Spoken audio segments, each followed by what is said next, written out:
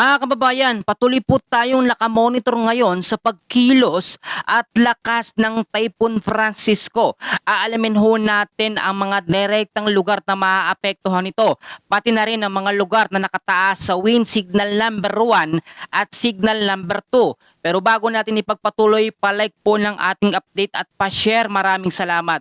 Sa ngayon, makikita ho ninyo sa ating pinaka-monitoring screen kung gaano kalaki at kalawak po ang sirkulasyon ng Typhoon Francisco. Maraming nagtatanong sa atin kung lalakas pa ba ito sa pagiging super typhoon.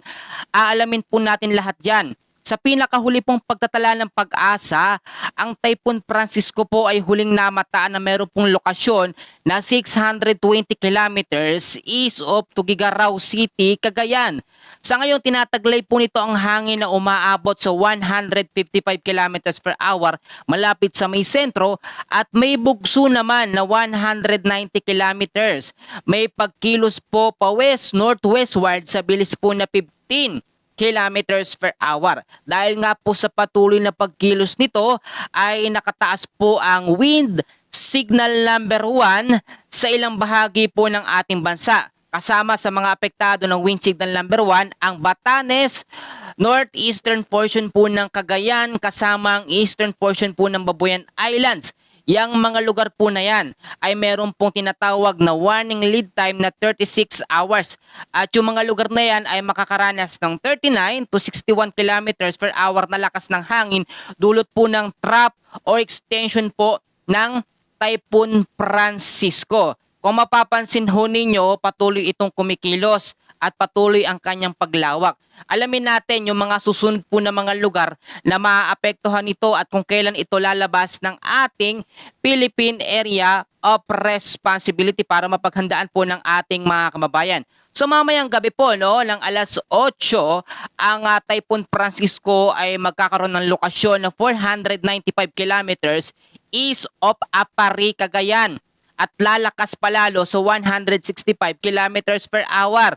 Bukas naman po ng alas 8 ng umaga, Martes ho yan, 395 kilometers per hour ho ang kanyang magiging lokasyon dito sa east of Calayan, Cagayan. Bukas naman po ng gabi ng alas 8, 345 kilometers east of Calayan, Cagayan ang kanyang magiging lokasyon. So marami nagtatanong sa atin kung lalakas ba ito sa pagiging super typhoon. Dahil nga hindi biro ang nagiging sirkulasyon nito. Bagamat merong mga lugar na hindi pa direktang naapektuhan nito at kung makikita nyo naman, ito yung pinakasentro, pinakamata ng bagyo na buo na. Medyo malakas ho ito at huwag natin babaliwalain. Tinignan natin doon sa track and intensity forecast po ng Typhoon Francisco kung ito yung magiging super typhoon. So nakita natin dito hanggang nasa loob ito ng ating Philippine Area of Responsibility, hindi ho ito nakikitang magiging super typhoon. Pero paglabas ng ating Philippine Area of Responsibility by Friday hanggang sa Sabado ay nakikita yung chance na ito'y madedevelop at mas lalakas pa sa pagiging super typhoon. So ito po ang senaryo natin. Ang habagat po ngayon ay tinatawag na enhanced southwest monsoon o mas pinalakas na habagat. Dulot po nito nga po tinatawag natin na Typhoon Francisco. Kitang-kita nyo naman yung mga may kulay ho na yan, kulay pula, may kulay dilaw at may kulay asul. Yan po ang enhanced habagat na pinapalakas po ng Typhoon Francisco. Dumidikit ang habagat dito sa western section ng ating bansa at lumalapit naman sa extreme northern Luzon ang pinaka-tropic extension po ng hangin ng Typhoon Francisco. So ngayon, ito naman. Sa parte po ng Northern Luzon, asahan po natin ang heavy rains na merong pong tsansa ng signal number 1. Binanggit ko yung mga lugar kanina at pwede pa yung itaas sa wind signal number 2 lalo na pag mas lumakas o lumapit pa ang bagyong Francisco. Kasama dyan ang Cagayan, Babuyan Islands, Batanes. Ngayong araw po yan ng Lunes. Sa Western Luzon naman po ay kasama sa mga lugar na maapektuhan ng malalakas na ulan dahil sa enhanced habagat ang parte po ng Bicol Region. Scattered rains and thunderstorms dahil sa trap ng extension ng hangin ng bagyong Francisco. Sa Metro Manila naman, asahan natin ng partly cloudy o cloudy skies with isolated rain showers and thunderstorms ngayong hapon. Hanggang bukas po ng hapon yan na merong 40% sa tsansa ng pag-uulan. Dahil po yan sa trap extension ng hangin ng Bagyong Francisco.